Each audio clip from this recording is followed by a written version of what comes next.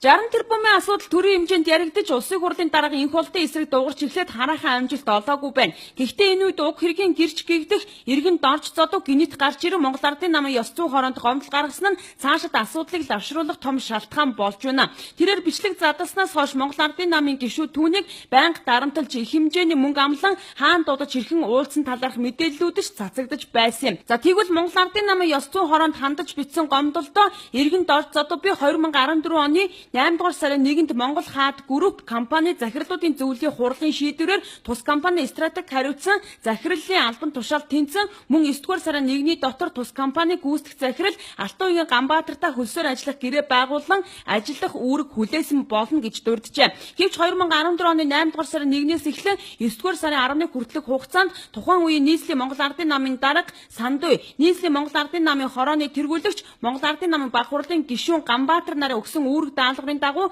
тэдний боловсруулж байсан сонгуулийн санхүүжилт, бүтэц зохион байгуулалт, стратеги төлөвлөлтийн ажил дайрлагдан ажиллах болсон байна. За улмаар Сандуй Ганбаатар нар өөрсдийн төлөвлөсөн зорьсон ажлаа дуусгаад 2014 оны 9 дугаар сарын 8-ны өдөр тухайн үеийн Монгол Ардын намын дарга энх болтод танилцуулахад дорж зодов байлцсан байгаа. За түүний бичснээр тухайн уулзалтын талаар өнөөдрийг хүртэл миний би иргэний үргээ биелүүлэн олон нийтэд хүргэсээр ирсэн нь өдгөө 60 тэрбум гэх тодголтой асуудал болоод байгааг тодтогжээ. За гэтэл 2016 оны 6 дугаар сарын 23-ны өдрөөс эхлэн өнөөдрийг хүртэл энх болт Сандуй Ганбаатар нар эрх мэдлийн ашиглан миний нэр төрийг гутаасан, гүтгсэн, гүжирцсэн асар хэмжээний мэдээлэл нэвтрүүлгийг зохион байгуулалтаагаар цацсан хуулийн байгууллагуудад худал мэдүүлэг өгч өөрийг нь эрүүгийн хэрэгт гүтгэн өөрсдийгөө цэвэрлэх гэж оролдож байна гэж бичжээ. Дээр нь хуулийн байгууллагуудад хууль бусаар нөлөөлөх, авилгадах, хууль бус чиглэлд үүрэг өгөх, нотлох баримтуудыг устгуулахын тулд удаа дараа хууль сахиулах байгууллагуудын ажилтнуудаар баримтлуулах, шинжээчийн дүгнэлтийг хурамчаар үйлдвэрлэх,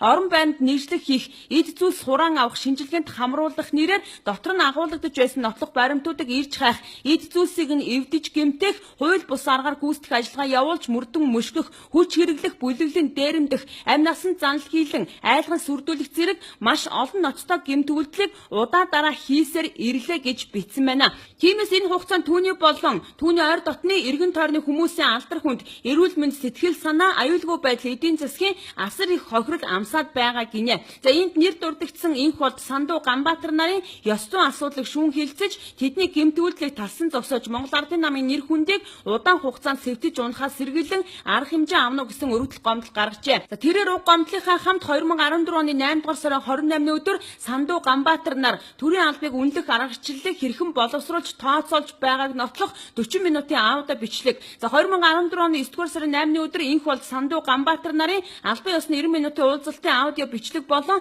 тэдгээрийг буулгасан текстүүд мөн 90 минутын бичлэгт Америкийн шинжээч Франк Пьязагийн хараат бус шинжээчийн дүгнэлтийг англи болон монгол хэл дээр хавсарган өгсөн байна. За хавсралтаа нийтдээ 50 хуудас нэг ширхэг DVD багтсан гэж онцолжээ. За ингэснээр дорж зодон үнэхээр уг хэргийг нотлох хэмжээний баримт материал их хувийг Монгол Ардын намын ёс зүйн хороонд өгсөн бол за цаашлаад хууль хяналтын байгууллагаар ч гэсэн за хэргийг дахин шалгах боломж бүрдэж магадгүй гэж харагдаж байна. Оюума мэдээллээ.